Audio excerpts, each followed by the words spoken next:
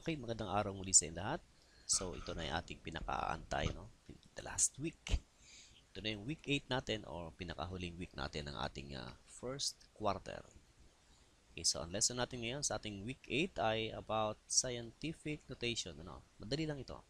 At ito yung isa sa pinakamadaling lesson ng ating first quarter. So, after going through this module, sabi dito you are expected again to write numbers in scientific notation and vice versa. So pag-aaralan natin, ano ba gawing scientific notation ng isang number at gawing uh, normal, ano, yung scientific notation. Yan, yan ang ating pag-aaralan sa ngayon. So, ito ang ating unang task na gagawin. O, task na gagawin pa, no? Learning task natin. Sabi dito, how do you write the following in figures? Paano ba ito susulat sa number? 543. Yan. Very basic naman po yan. No? So, 543. Yan. So, pangalawa ay 1008. So, susulat mo lang sa number. 2 tenths. Yan. Pag-aaralan na po natin yan. And then, 5,300,000 and 857,000. Yan. Pag nasagutan nyo na yan, meron tanong. Ang tanong ay, is there another way of writing big numbers or small numbers? So, meron daw bang ibang paraan sa pagsulat ng malaki o maliit na mga numbers? Okay, so para masagot yung tanong na yan, so let's continue. Sabi dito, ito na yung meaning ng scientific notation. So, sabi dito, scientific notation is a system of notation used to express very large or very small numbers conveniently. So, ito ay isang paraan ng pagsulat, no? Notation. Para i-express natin yung malaking bilang o maliit na bilang ng mas madali, ano? It uses exponents so as not to require the use of many zeros, which can be confusing and lead to errors. Okay, so ginagamit pala dito sa scientific notation ay exponent, no? Pag sinabi natin exponent, ito yung maliit na number, yung maliit na bilang na nasa taas ng isang number. Example, 3 square. Ito ang tinatawag natin exponent, yung 2. Okay? So the 2 here is what we call the exponent. Ito naman 3 is the base. Okay. Ano ba ang function ng exponent doon sa base? Paano ba natin sinisimplify yung exponent, exponential form? So halimbawa, meron tayong, punta tayo dito sa ating okay, board natin. Okay. Pag sinabi natin exponent, when we say exponent, ito yung number, no, na nasa taas ng isang number o nasa taas ng isang variable. For example, 2 raised to 2. So, ang exponent ay ito. This is the exponent. At itong malaking number sa baba, kung saan nakatapat yung exponent, no, ito ang tinatawag natin base. So, paano ba natin sinisimplify yung exponent? Okay, so pag sinabi natin 2 raised to 2, so meaning 2 times 2, ano, which is 4. Pag sinabi naman natin 2 raised to 3, meaning to say that is equals to 2 times 2 times 2. Okay, so which is 8. Pag sinabi naman natin 2 raised to 4, so ibig sabihin yan 2 times 2 times 2 times 2. Ilan lahat yan? Ilan lahat ito? Kung ito ay 8 times 2 again, so that is 16. Okay? So, huwag tayong magkakamali na i-multiply yung base at saka yung exponent, no? Kadalasan kasi sa nangyayari, minomultiply nila yung base, ito, doon sa exponent. So, ang ginagawa dito, ang sagot lang ay 6, which is not correct. Okay? So, tandaan natin na yung exponent ang nagsasabi kung ilang beses mong i-multiply yung base niya sa kanyang sarili. So, example, itong ating exponential form na ito, 10 raised to 3, meaning to say, Itong tatlo, ibig sabihin, you are going to multiply 10 times 10 times 10. So, tatlo. 1, 2, 3. Tatlong ulit mong i-multiply yung 10 sa kanyang sarili. Okay? Hindi ibig sabihin yan ay 10 times 3. Magkaiba po yun, ano? So, that is not correct. So, ang sagot po dito sa 10 times 10 times 10 ay ilan po? Ang sagot po dito dapat ay 1,000. So, but, kung ito po ang susundan ninyo, dito ay 30 lang. So, that is not correct.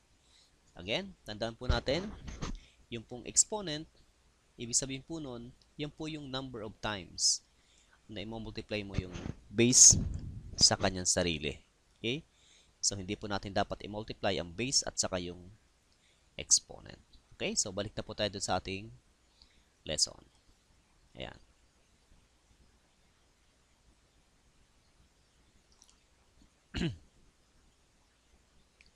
Okay. Sabi po dito, a scientific notation is written in a form of a times 10 raised to n. So, ang kanya pong formula ng scientific notation ay a times 10 raised to n. Ano po ba yung a? Ang a po ay number. Ano? The same with n. Ito pong exponent. Paras po yung number. So, ano po ba ang condition dito sa a? Sabi po dito, a scientific notation is written in a form a times 10 raised to n, where, kung saan yung a is, ito pong condition niya is greater than or equal to 1. Ano, ang a po dapat ay greater than or equal to 1 and less than 10. So, ang a po natin ay, ang mga possible a po natin ay mula po sa 1 hanggang sa 9.9. Ganon. Ano po? Basta po less than 10. Okay? Yan po yung mga pwede nating ilagay dito sa A. Okay? Sabi pa rito, it is written as a number from 1 through 9. Sabi po diba hanggang 9.99. Yan. And 10 raised to the appropriate exponent. At ito pong 10, ito po ay hindi po nababago. Ano? Lagi po siyang 10. Nababago lang po dyan yung A at saka yung N. Okay? So, ang 10 ay constant po ang tawag doon. Ano? Hindi po siya nababago. Lagi po siyang times 10. Okay.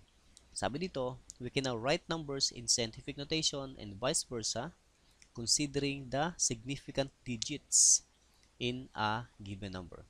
So, ano po ba yung significant digits? Ito po yung mga mahalagang digits, ano, nakatabi ng napakadaming zero. Halimbawa, sa 1,000, sa 1 million, ano, ito po ang tinatawag natin significant digit. Ito yung 1. Sa number naman na 12 million, ito po ang tinatawag natin significant digit, mahalagang number. Ano? Ayan, 12.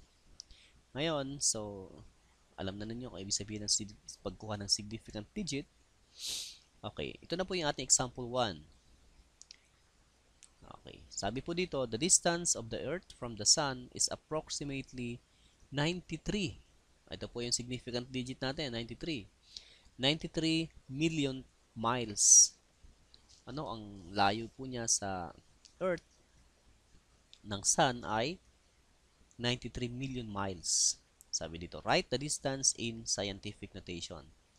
So, so yung pong yung pong 93 million miles ay gagawin po nating scientific notation. Ano ho? So, ito po yung number. And we will write that in scientific notation.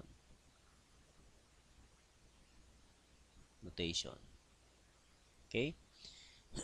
So, ito po yung number ay, number 1 is 93 million. So, we will try to convert that to scientific notation. Okay, tandaan po natin, ang ating pong formula sa scientific notation ay A times 10 raised to n. Ano? Yan po ang gagawin natin dito sa form na ito. So, sabi po doon kanina, dapat alam po natin ang significant digit. So, ito po ang significant digit na ano, 93. Okay, paano po ba ang gagawin natin para ma-convert natin siya sa scientific notation? Una, tandaan po natin ito, sa pinakadulo po nitong number na to, nandito po yung decimal point. Okay? So, imumove po natin yung decimal point papunta dun sa kanyang significant digit. Ano? Sa kauna-unahang significant digit. Okay, dito. So, move po natin yan. 1, 2, 3, 4, 5, 6, 7. Hanggang doon po sa kaliwa, or I mean sa kanan, ng kanyang kauna-unahang significant digit. Ang kauna-unahang significant digit po ay 9. Ano?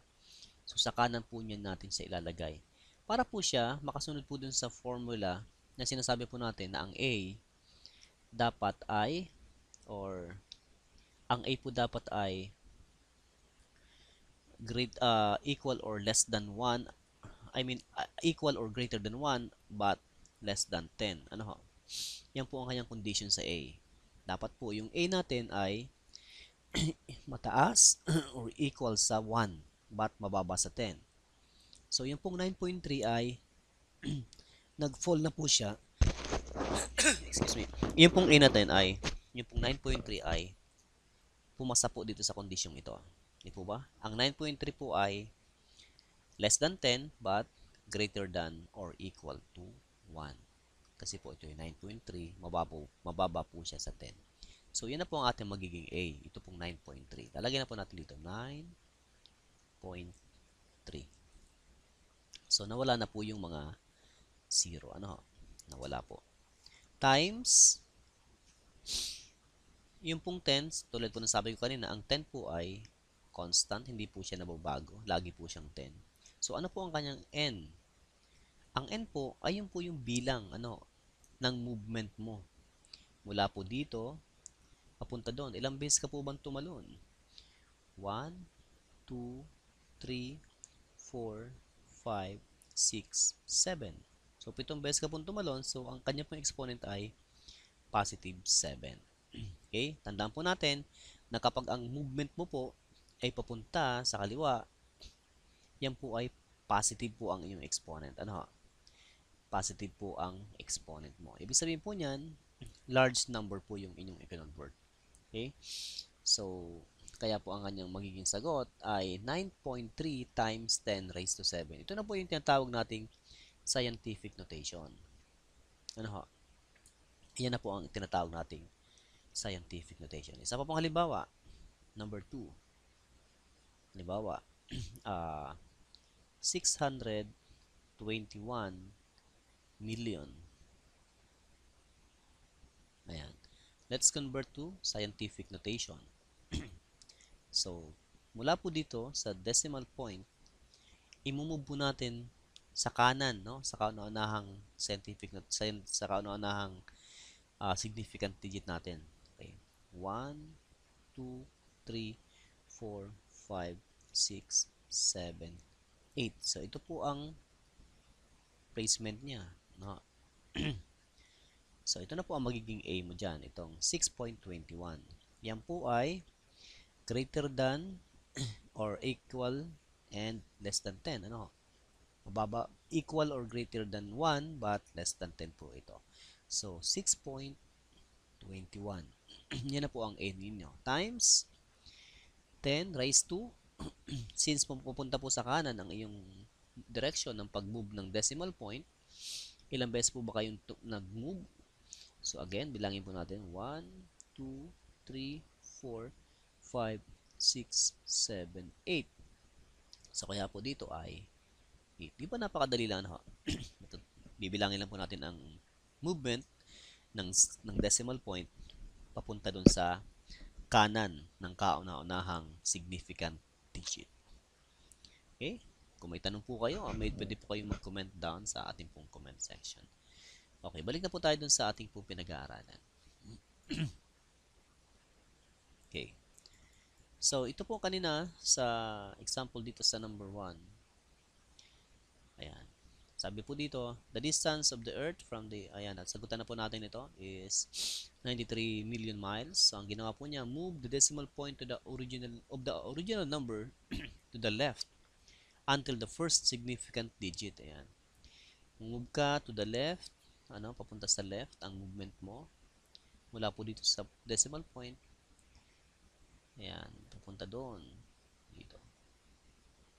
Sabi doon, to the left until the first, no?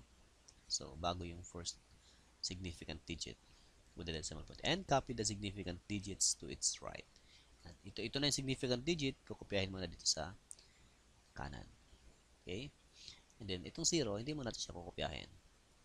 Count the number of places you have moved. Ayan. Bilangin mo kung ilang places ang naging movement mo. So, 1, 2, 3, 4, 5, 6, 7. So, 7. Yun ang magiging exponent mo. Kaya siya naging 10 raised to 7. So, we convert the large number to scientific notation. So, yung large number na yon na 93 million, ito ang kanyang katumbas sa scientific notation. 9.3 times 10 raised to 7 is equivalent to 93 million. Okay? So, next example. Ito naman ay very small number. Kasi decimal number ito, napakaliit. So, write 0.0000734. So, napakahirap basahin ito. Diba? So, para hindi tayo malito, so, ginagamit natin ay scientific notation. Okay. So, ganun din ang gagawin natin. Move the decimal point of the original number to the right until the first significant digit to the left of the decimal point and copy the significant digits to its right. So, ganun din, nahanapin natin yung significant digit. Nasaan ba yung significant digit? Ito ang kanyang significant digit. Yan, 734. So, itong decimal point na to, kung dati, nag-move tayo papunta sa kaliwa, mag-move naman tayo papunta sa right. We are going to move to the right. So, 1, 2, 3, 4, 5, 6, 7, 8, 9. Ayan, 9. So, kukopyahin na natin itong 7.34. Yan. Okay. Ang ating kasing purpose, ang makuha yung value ng A, di ba? Ang value ng A dapat ay mas mataas or equal sa 1 o mababa sa 10. O, pag dito mo kasi nilagay, yung decimal point mo, hindi pa siya aabot sa 1. Pag nilagay mo naman siya sa 3.4, sobra naman siya sa 10. So, hindi siya tatama dun sa kondisyon para sa A. So, ang decimal point dapat nasa gitna ng 7 at 3. Ayan, dito lapit lalagay, para maging siyang greater than or equal to 1 but less than 10. Okay? So, ang ating A ay 7.34. Ang sunod na lang natin alamin, ano ba ang exponent ng 10? So, bibilangan ulit natin kung ilang beses tayong nag-jump. So, since tayo ay 9 times na tumalon bago makarating dun sa significant digits, ayan. So, ang ating exponent ay 9. Pero, ano ba ang sign niya? Since papunta tayo sa kanan, ang sign naman niya ay negative. Okay? Negative ang sign ng exponent pag ang talon ay papunta sa kanan. Kaya ang sagot dito ay ito, 10 raised to negative 9. Okay? So, finally, ang answer niya ay 7.34 times 10 raised to negative 9. Okay? Bakit negative 9? Kasi ang ating movement ay papunta sa kanan. At kapag ang kino-convert natin papuntang scientific notation ay napakaliit na number, ang kanyang exponent ay negative. Okay? Pag malaking number, tulad kanina, yung 93 million, okay, ang exponent niya ay positive. Pag maliit na number, negative. Tatandaan natin yan. Okay? Kaya ito, yung una kanina, positive ang kanyang exponent yan. Positive 7. Kasi napakalaking number yan. Okay? Or ang isa pang palatandaan, pag ang movement papunta sa kanan, negative. Pag pakaliwa, yun ay positive. Okay? So, another example, number 3, right? Ito naman, gagawin naman nating standard, no? Yung normal na number. Yung scientific, papunta naman dun sa normal na number. Sabi rito, write 4.7 times 10 raised to 8 in decimal form or standard form. So, anong gagawin natin para maging standard ito or decimal form? So, move the decimal point to the right the same number of places as the exponent, adding 0 as necessary. The positive exponent indicates a large number. Okay, so ang problem natin ay 4.7. Balik tayo dun sa ating yan, dito. 4.7 times 10 raised to 8. Gagawin naman natin siyang decimal number or standard form. So, ang gagawin lang natin, kung doon sa decimal going to scientific notation, nag-move tayo ng 0 or nag-aalis tayo ng 0, dito naman magdadagdag naman tayo ng 0. Okay? So, 4.7. So, tingnan natin yung exponent ng 10. Ano ba ang exponent ng 10? Positive. Meaning to say, positive, ibig sabihin, malaking number ito. Okay? Big number itong i-convert natin.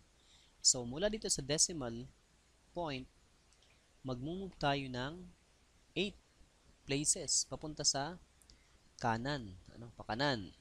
So, gagawin natin, mag-a-add tayo ng 0 dito. So, 1. Okay? So, 8 ang kailangan nating talon. Meron tayong isa. 1, 2, 3, 4, 5, 6, 7, 8. So, hanggang dito. Dito na natin nalagyan decimal point. So, lahat ng mga tinalo na natin, dadagdagan natin ng 0.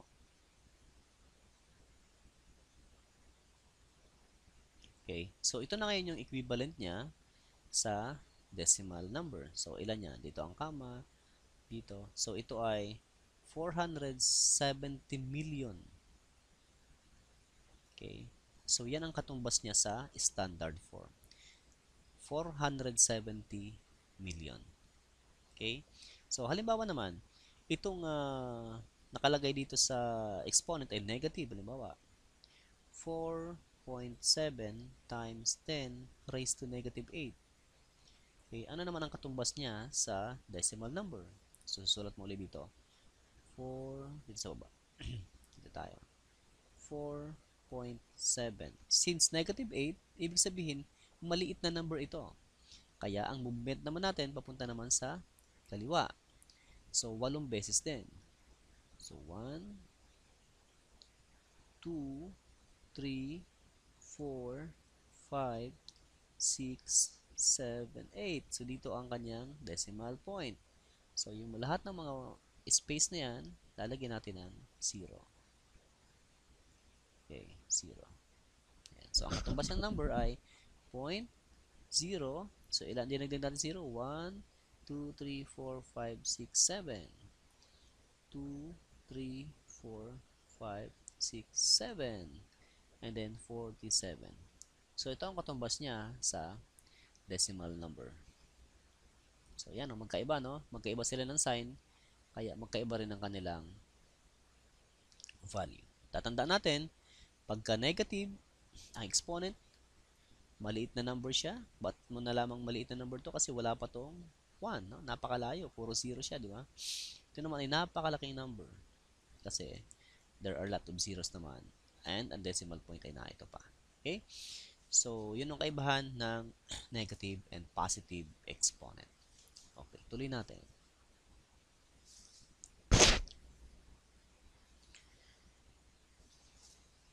Ayan, ito na ang negative example. Ayan, ito ang kanina, no? Sagot dito ay 470 million.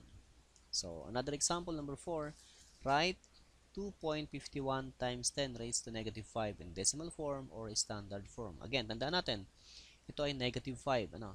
Negative 5 ang exponent niya, meaning maliit na number yan. Kaya ito na ang kinalabasan. Okay?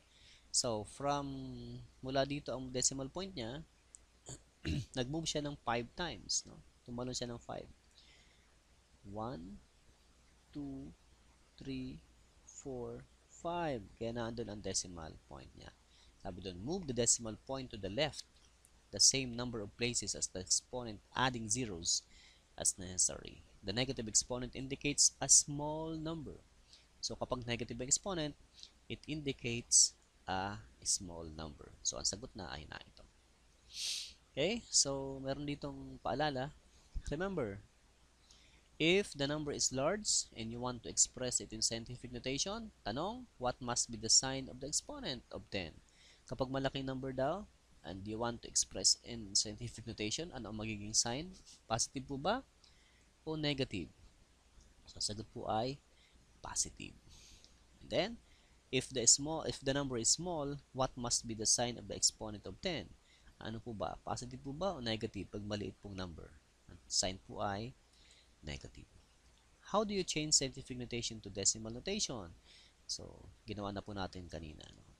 If the exponent of 10 is positive, where should you move the decimal point? So, kapag po exponent ng positive 10 ay, pagka exponent po ng 10 ay positive, paano mo siya i-move? Papunta po ba sa kanan o papunta sa kaliwa? Halimbawa, 2 times 10 raised to 2. So, saan mo po i-move yung 2? Papunta po sa kanan. Ano? Kasi big number po siya. So, 2, magdag ka ng dalawang number, dalawang 0 kasi ito ang exponent niya. So, ito po ay equals to 200. So, ang movement po ay papunta sa right. If the exponent is negative, where must the decimal point be moved? So, kabaligtaran naman, going to the left. Okay. Ito na po ang ating activity 2. Learning task 2. Write the following in scientific notation. So, gawin po natin halimbawa yung number 1. So, significant digits ay 2.75. So, 2.75 times 10 raised to, ano po bang raised niyan? So, mula po dito, ilan po bang place or places? 1, 2, 3, 4, 5. So, raised to 5. Okay. Write the following in decimal notation. Ito naman po ay gagawin naman natin decimal notation or decimal form, yung normal. So, 2.3 times 10 raised to 7. So, yan po ay 2, 3, 7 po, di ba? So, magdadagdag po tayo ng 7 decimal places. 1, 2, 3, 4, 5, 6, 7. So, 1, 2, 3, 4, 5, 6. 6 na 0 na lang po kasi meron ng 3. Ano, kasama po siya sa bilang ng place value. Okay? Learning task 3. Yan, ito. Problem. Yan, malapit tayo matapos. Answer the questions below. Express all your answer in scientific notation. Okay, so ang sagot ay nakalagay sa scientific notation. A human heart beats an average of 80 beats per minute. Ang tibok daw ng puso ng isang ordinaryong tao, average person, is 80 beats bawat minuto. Okay, 80 per minute. Okay, how many heartbeats is in an hour? Okay, kapag 80 or 80 ang beat mo isang minuto, ilan sa loob ng isang oras? Okay, lalagay mo dyan. So, ang sagot niyan ay dapat naka-scientific notation. Gawin nyo, sagutan nyo muna in normal, naka-normal mo ng notation, naka-decimal form muna, tapos i-convert mo na lang sa scientific notation. Sa isang oras, ilang heartbeat? Sa loob ng isang araw, ilang heartbeat? Sa loob ng isang taon at sa loob ng 80 years. So, ang gagamitin lang natin dito ng operation ay, siyempre, multiply. Multiply lang ng multiply. Okay? So, yan po ang ating very last na natin na lesson ngayong first grading, and congratulations po sa lahat. Yung pong sumubaybay mula sa ating pong week 1 or lesson number 1 at hanggang sa ngayong ating week 8. Ano, yan, abangan po ninyo ang sunod pa nating mga tutorial math lessons. Ano, so I will try to make some tutorials sa ibang grade level din po. Ano, ayan. Thank you po sa lahat po ng mga nag-subscribe po sa ating channel, at siyempre sa mga followers at sa mga regular nating viewers. Once again, thank you so much, and I'm Sir Tapet. Thank you.